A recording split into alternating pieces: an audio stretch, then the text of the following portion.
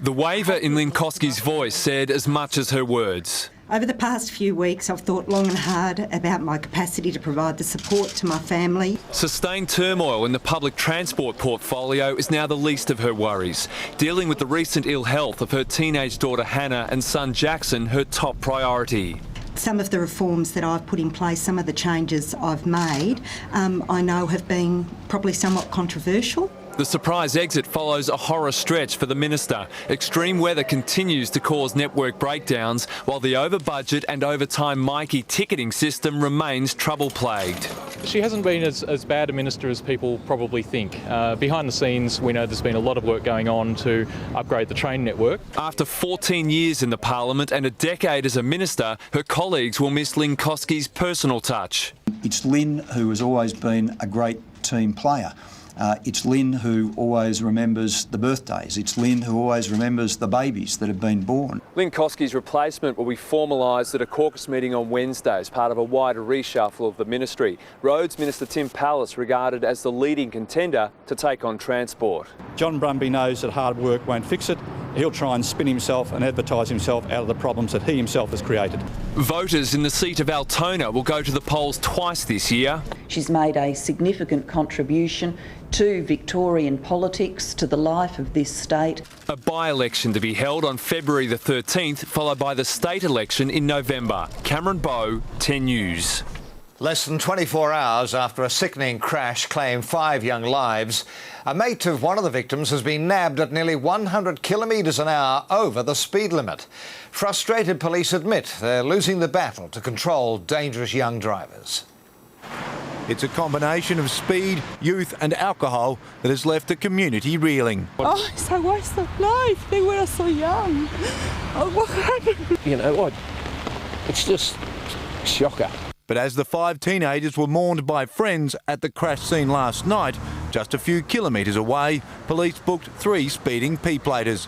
Among them, a mate of one of the victims, a 19-year-old doing 165 kilometres an hour in a 70 zone. Police are frustrated, they're disappointed, and we do need to go back to the drawing board. Investigators now believe the driver, Stephen Johnston, had been drinking before the crash.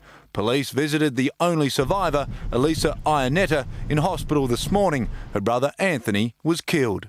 I reckon if these hoons get caught, they should get the cars crushed. These young kids love their cars, the same way that my sister loved her son. Victoria Police says it's now looking to find new ways to target those young drivers who continue to put themselves and the public at risk. Among the options, restricting the speed of cars and stopping proven risk takers from getting their licence. That there's some people that simply do not get this, that they won't change their behaviour. Others suggesting more radical measures. Bring the kids past this side here so that they can remember every time they're going for their driving lesson that that's where 5 lovely kids would go. James Wakeland, 10 News. 1 week after enduring record heat, an unseasonal cold snap has swept across Victoria. While Melbourne shivered through battering winds and rain, snow has fallen across the Alps.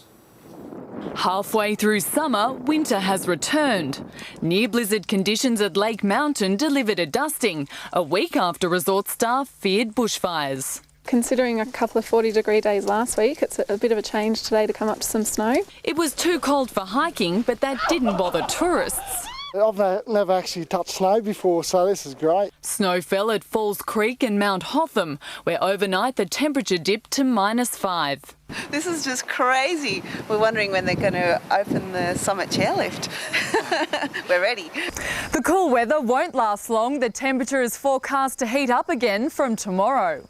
In Melbourne's southern suburbs, a 6-second storm described as a microburst left a giant mess. It's badly noisy in the windy. It's very, very strong wind. Looked out this morning, fences are gone.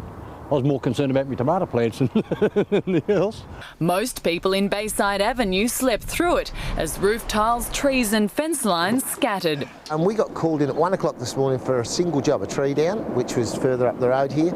And when we got here, we found all of this. The wind picked up a trampoline, hurling it onto a woman's car 100 metres away. There was a trampoline on my car, there was somebody else's fence on my roof, And it was all really quick. I was awake when it all happened and didn't think it was this bad. It was just really, really loud noise, bang, and it was over.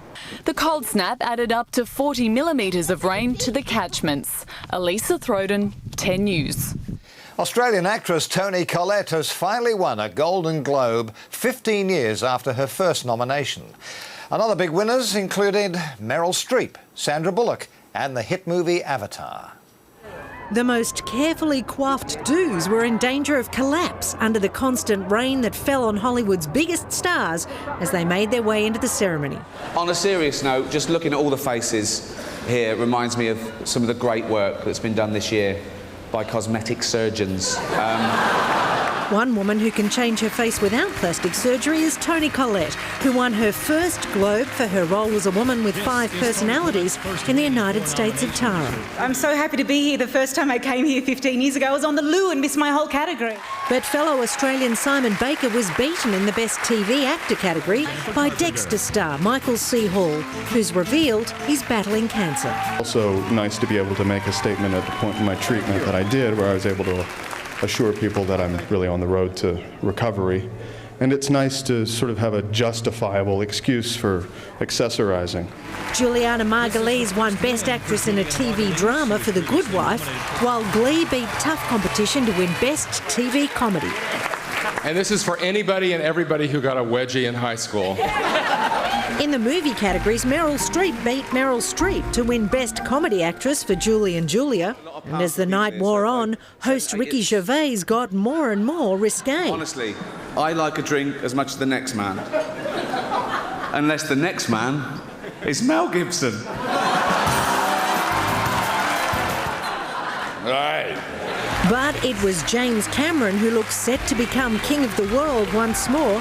Avatar winning gongs for Best Director and Best Picture. This is the best job in the world. Angela Bishop, really 10 News. And now here's Christy looking ahead to tonight's sport.